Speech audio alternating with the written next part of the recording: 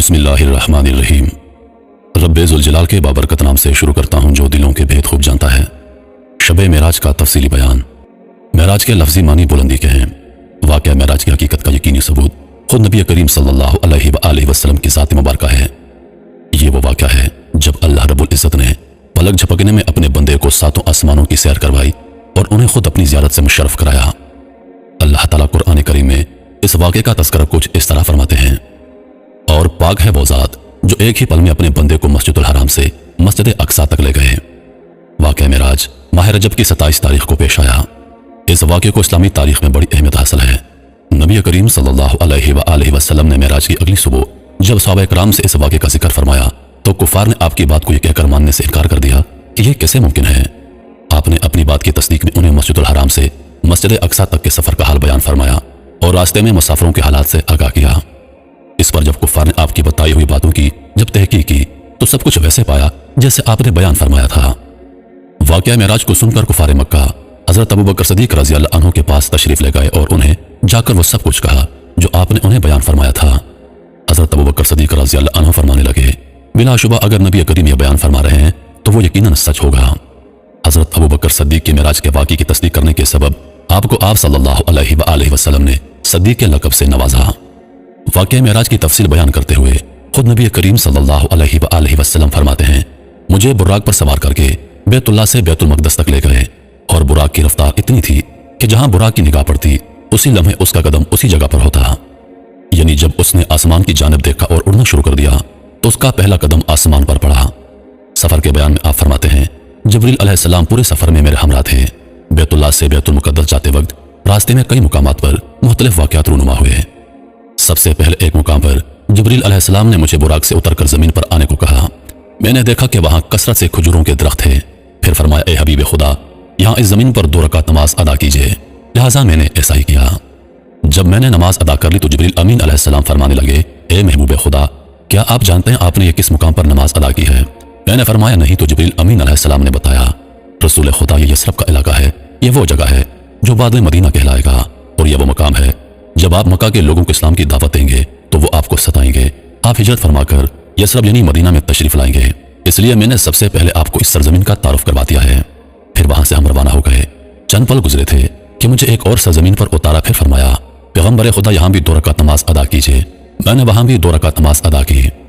پھر جبریل امین علیہ السلام نے مجھے بتایا: حضور، یہ وادی سینا ہے اور یہ شجر موسیٰ ہے۔ یہی وہ مقام ہے جہاں موسیٰ علیہ السلام اللہ تبارک و تعالیٰ سے کلام فرمایا کرتے تھے اور یہی انہیں نبوت عطا کی گئی۔ اس کے بعد آگے چلے اور مدین کے علاقے میں اترے اور فرمایا: یہاں بھی 2 رکعت نماز ادا کیجیے۔ میں نے وہاں بھی 2 رکعت نماز ادا کر لی تو فرمایا: یہ شعیب علیہ السلام کا علاقہ ہے جہاں آپ نے 2 رکعت نماز ادا کی۔ پھر اس سے ہم آگے چلے اور ایک اور مقام پر رکے اور فرمایا: یہاں بھی 2 رکعت نماز ادا کر لیجیے۔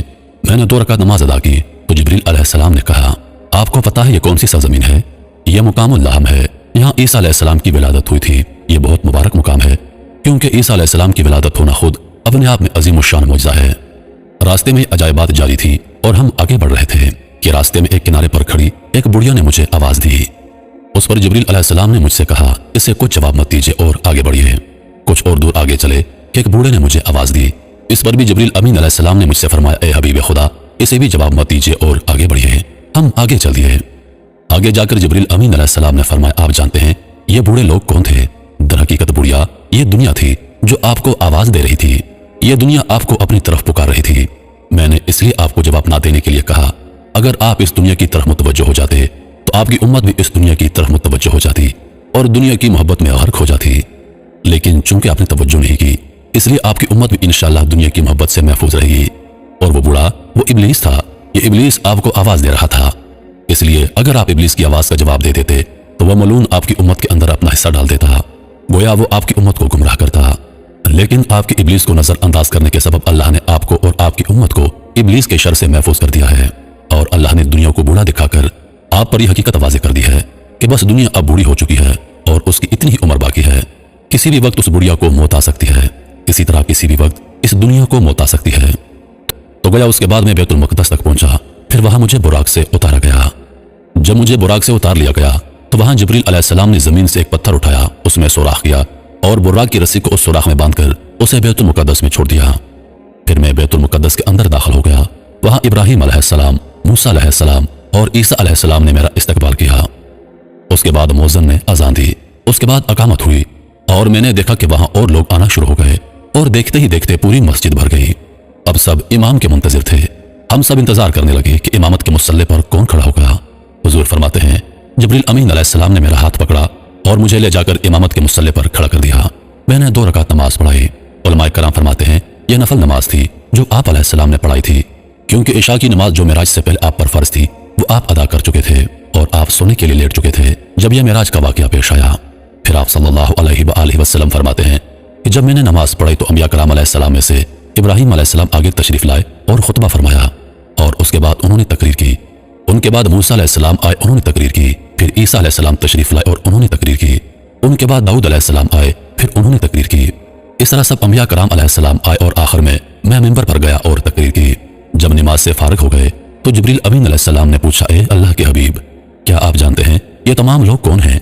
मैंने जवाब दिया, नहीं। इस पर जिब्रील अमीन अलैहिस्सलाम फरमाने लगे, ये तमाम अंबिया हैं जो आपके पीछे मुक्तदी बनकर नमाज पढ़ रहे थे।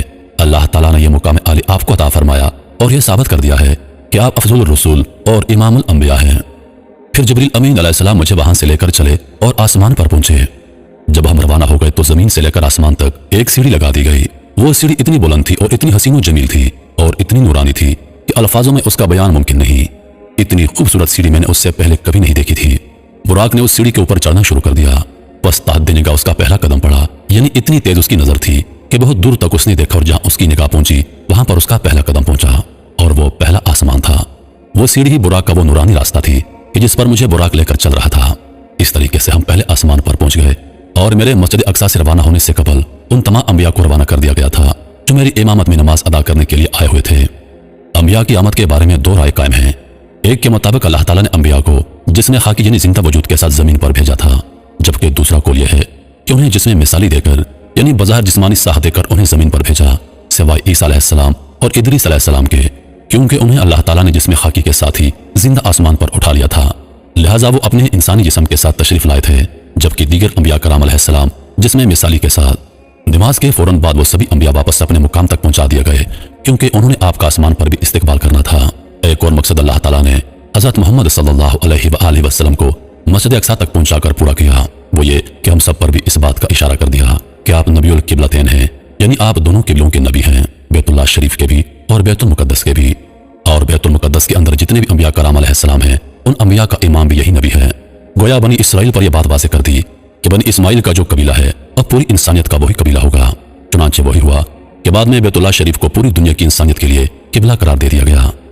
आप सल्लल्लाहु अलैहि वसल्लम फरमाते हैं, जब हम पहले आसमान पर पहुंचे तो पहले आसमान पर मेरा इस्तकबाल आदम अलैहिस्सलाम ने किया, उनसे मेरी मुलाकात हुई। जब हम दूसरे आसमान पर पहुंचे तो ईसा अलैहिस्सलाम से मेरी मुलाकात हुई और उन्हीं के साथ वहां यही अलैहिस्सलाम भी मौजूद थे।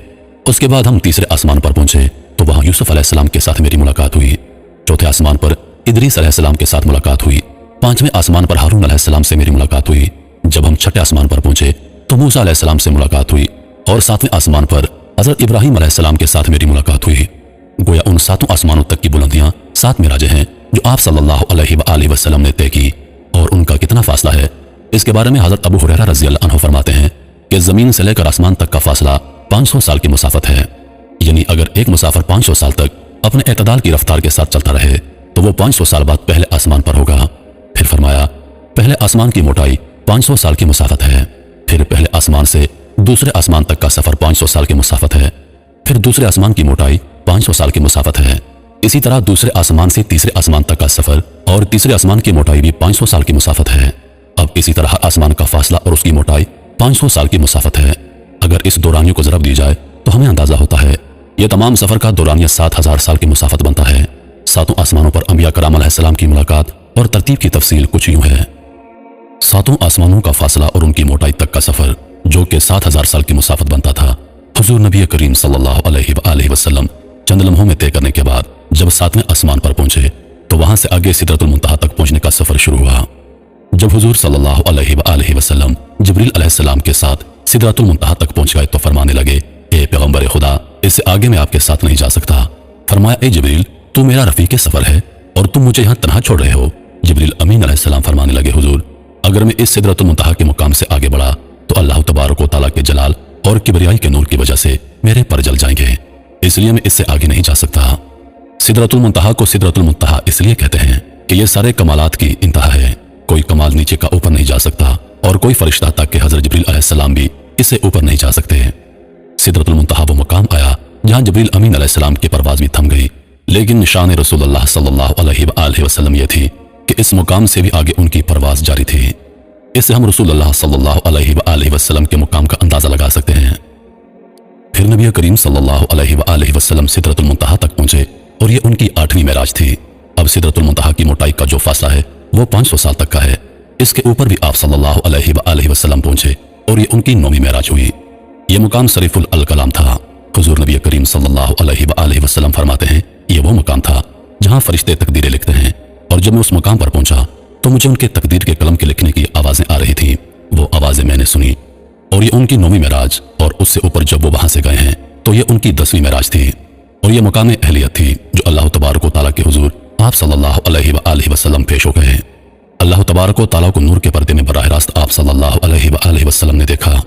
आप सल्लल्लाहु अलैहि वसल्लम इस बारे में फरमाते हैं, मैंने एक नूर आजम को देखा। मैंने अल्लाह तबारक व तआला की किबरियाई में खुद अल्लाह का दीदार किया, तो यह मुकाम अहलियत तक आप पहुंचे। तो इस तरह यह कुल 10 मेराजें हो गई, यानी एक जमीनी मुकाम से 10 बुलंदियों तक 10 सीढ़ियों के जरिए आपको ले जाया गया, और इस तरह आपकी कुल 10 मेराजें हो गई। आपकी हर मेराज में अल्लाह तबारक व तआला की हिकमतें हैं। बस तो हुजूर नबी करीम सल्लल्लाहु अलैहि वसल्लम की पहले आसमान पर अल्लाह तबारक व तआला ने सारी इंसानियत का जो बाप था, जो नबी था, यानी बाबा आदम अलैहिस्सलाम से मुलाकात करवाई। उन्होंने आप सल्लल्लाहु अलैहि वसल्लम का इस्तकबाल किया। हजरत आदम अलैहिस्सलाम अबुल अंबिया हैं और अबुल बशर भी हैं और सबसे बड़े हैं। तो जैसे जब हम किसी के घर जाते हैं और सबसे पहले बड़ों से मुलाकात करते हैं, उसी तरह सबसे पहले इस्तकबाल के लिए आदम अलैहिस्सलाम को भेजा गया। अल्लाह तबारक व तआला ने सबसे पहले आदम अलैहिस्सलाम से आपकी मुलाकात करवाई। फिर दूसरे आसमान पर ईसा अलैहिस्सलाम ने आपका इस्तकबाल किया। इस मुलाकात में इशारा इस बात की तरफ था कि करीब क़यामत के अंदर इस दीन मोहम्मदी को जो तक़वियत मिलेगी वो ईसा अलैहिस्सलाम के जरिए मिलेगी। हजरत ईसा अलैहिस्सलाम वो होंगे जो क़यामत के नजदीक जो जमीन पर तशरीफ लाएंगे और पूरी दीन इस्लाम को आम कर देंगे। तो गोया ये वो वादा था, वो नुसरत का वादा जो तमाम नबियों से अल्लाह तबारक व तआला ने लिया था। अल्लाह ने तमाम नबियों से अहद लिया था कि वो जो नबी आएगा तुम सब उस पर ईमान लाओगे। अगर वो तुम्हारे जमाने में आ गया या तुम उसके जमाने में आ गए तो तुम जरूर उसकी नुसरत करोगे। तो हर नबी दुआ किया करता था कि काश हमें उस नबी का जमाना मिल जाए कि हम मोहम्मद की नुसरत भी करें, क्योंकि ईमान तो हम ले आए हैं। लेकिन किसी की दुआ कबूल ना हुई सिवाय ईसा अलैहिस्सलाम के। अल्लाह तबारक व तआला ने जिंदा सलामत उन्हें आसमान पर उठा लिया। अब वो क़यामत के नजदीक दुनिया में तशरीफ लाएंगे और इस दीन मोहम्मद की नुसरत करेंगे और इस्लाम का दीन पूरी दुनिया में आम हो जाएगा। हुजूर नबी करीम सल्लल्लाहु अलैहि वसल्लम के ईसा अलैहिस्सलाम के साथ यहया अलैहिस्सलाम से भी मुलाकात हुई, क्योंकि वो ईसा अलैहिस्सलाम के खालाजाद भाई हैं, इसलिए वो उनके साथ ही दूसरे आसमान पर मिले। उसके बाद तीसरे आसमान पर पहुंचे तो वहां यूसुफ अलैहिस्सलाम से आपकी मुलाकात हुई। इस मुलाकात में इस बात की तरफ इशारा था कि कैसे यूसुफ अलैहिस्सलाम ने तकलीफें बर्दाश्त की। उनके भाइयों ने उन्हें कुएं में फेंका, उनको मिस्र के बाजार में फरोख्त किया, उन्होंने सख्तियां बर्दाश्त की, जेल काटी, और अल्लाह पाक ने उनको मिस्र का हकम बना दिया। इसी तरह हुजूर नबी करीम सल्लल्लाहु अलैहि वसल्लम तकलीफें बर्दाश्त करने के बाद एक दिन फतह याब होंगे और पूरे अरब में इस्लाम का परचम लहराएंगे। चौथे आसमान पर इदरीस अलैहिस्सलाम के साथ आपकी मुलाकात हुई। इसमें इस बात की तरफ इशारा था क्योंकि इदरीस अलैहिस्सलाम अल्लाह पाक के वो पहले पैगंबर हैं जिन्होंने कलम ईजाद की, कलम से लिखना उन्होंने शुरू किया, और हुजूर पाक सल्लल्लाहु अलैहि वसल्लम को इस बात की तरफ इशारा किया कि आप भी इस्लाम की तबलीग में लोगों को खुतूत लिखेंगे। तो इसलिए इदरीस अलैहिस्सलाम के साथ आपकी मुलाकात हुई।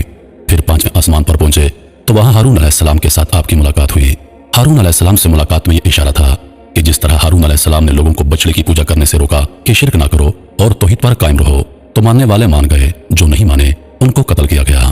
तो हुजूर पाक सल्लल्लाहु अलैहि वसल्लम भी जब अरब में अपनी नबूवत का ऐलान करेंगे, लोगों को शिरक से रोकेंगे, तो लोग आपके दुश्मन हो जाएंगे और आप लोगों से जंग करेंगे, लोगों से ग़ज़वात करेंगे, और उसमें बहुत से कुफार को कत्ल कर दिया जाएगा। और बिलाशुबा ग़ज़वा बदर में अबू जहल समेत 70 बड़े बड़े सरदार मारे गए थे, और ये अल्लाह पाक ने उन्हें मुर्तद होने की सजा दी थी। फिर छठे आसमान पर मूसा अलैहिस्सलाम के साथ आपकी मुलाकात हुई। इस मुलाकात में इस बात की तरफ इशारा था कि जैसे मूसा अलैहिस्सलाम जो आगे खलीफा थे और दूसरे उनके जो नायब नबी थे वो यूशी अलैहिस्सलाम थे, उनके हाथ पर मुल्क शाम को फतह किया गया, बिल्कुल उसी तरह ए अल्लाह के हबीब आपके जो नायब हैं उनके हाथ पर मुल्क शाम को फतह किया जाएगा। और इस तरह हजरत उमर बिन खत्ताब रज़ियल्लाहु अन्हु के हाथ से मुल्क शाम को सारे इलाकों को फतह करवाया गया था। उसके बाद सातवें आसमान पर इब्राहिम अलैहिस्सलाम के साथ आपकी मुलाकात हुई। इस मुलाकात में इशारा इस बात की तरफ था कि आपके वो जद अमजद हैं जिन्होंने बैतुल्लाह की तामीर की और बैतुल मामूर की तरफ से टेक लगाए 7वें आसमान पर बैठे थे, जिससे जाहिर किया गया कि जैसे उन्होंने बैतुल्लाह की तामीर की और बैतुल्लाह हज के लिए है, तो फरमाया ए हबीब खुदा, आप भी इसी तरह बैतुल्लाह का हज अदा करेंगे। तो इस तरह ये 7 मेराजें अपनी अपनी हिकमतों में मुकम्मल हो गईं। उसके बाद आप 7वें आसमान से सिदरतुल मुंतहा की जानिब बढ़े और ये उनकी 8वीं मेराज थी। इस मेराज में इशारा इस बात की तरफ किया कि सिदरतुल मुंतहा चूंकि इंतहा है हर चीज की, तो आप सल्लल्लाहु अलैहि वसल्लम को भी आपकी फतह की इंतहा मिलेगी।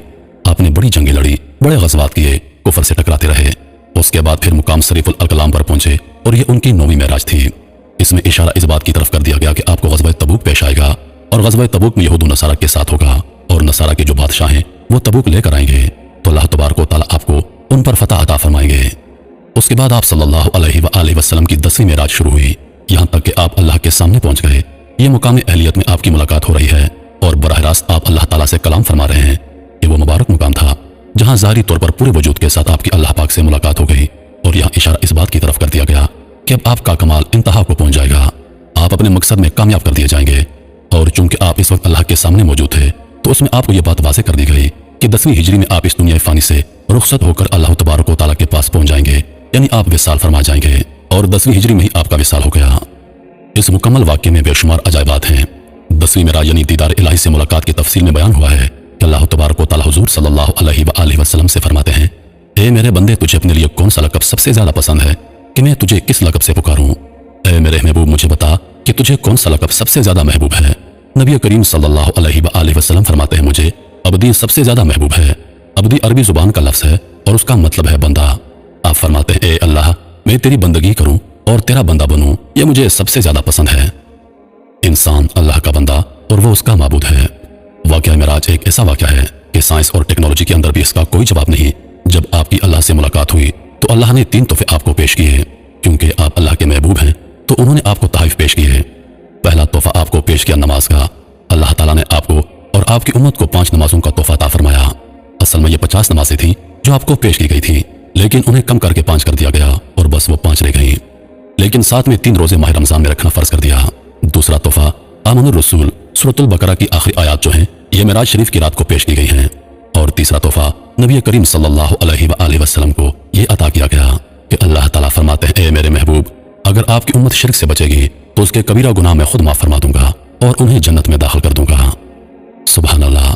समझने वाली बात इंतहाई की है। इतना अजीम बादशाह जब अपने महबूब बंदे को खुद तोहफा देगा तो जरा सोचें उन तोहफों की अजमत का आलम क्या होगा। मेराज का वाक़या नबूवत के 5वें साल रजब की 27 तारीख को पेश आया। इस साल को अरबी जुबान में आमुल हुज़न यानी गम का साल कहा जाता है, क्योंकि इस साल में आपकी ज़ोजा हज़रत खदीजा रज़ी अल्लाह अन्हा और आपके चचा अबू तालिब का इंतकाल हो गया था। आप शदीद गम में मुब्तला थे। अल्लाह ताला ने आपके दिल से इस गम को भुलाने और आपको अपनी कुदरत के करिश्मे दिखाने के लिए आपको 7 आसमानों की मेराज करवाई। क्योंकि यह सफ़र आसमानों की बुलंदियों की तरफ था, इसलिए इसका नाम मेराज रखा गया।